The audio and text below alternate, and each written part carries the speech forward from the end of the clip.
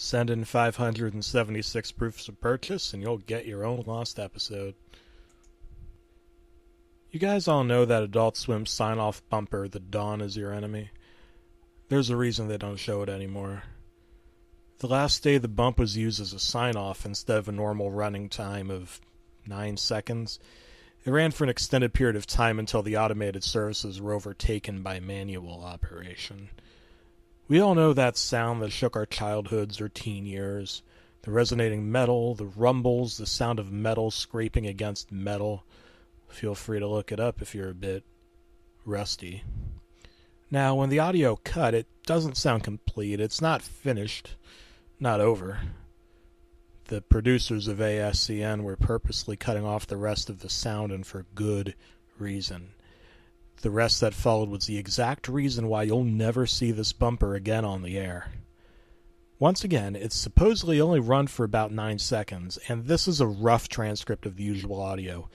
Resonating metal, followed by a rumble, followed by scraping metal, and other rumble, and bumper.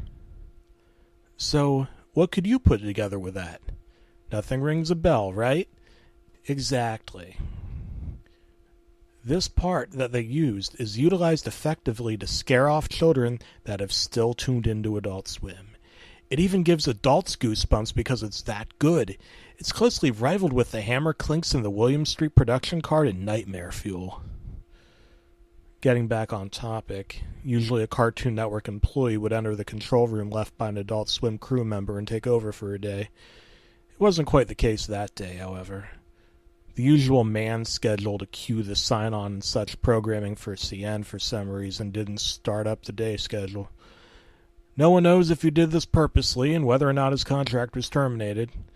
This was at least the problem CN had at the time. What followed the common 9 seconds was an extended 2-minute broadcast of some of the most horrifying audio ever heard on public television.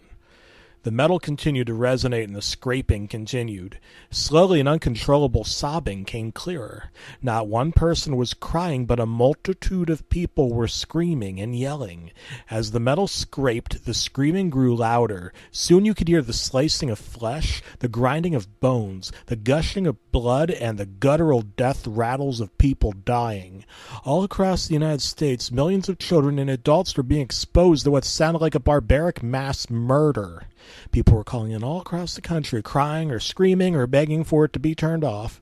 Something kept their eyes attached to the screen and kept them listening to the broadcast.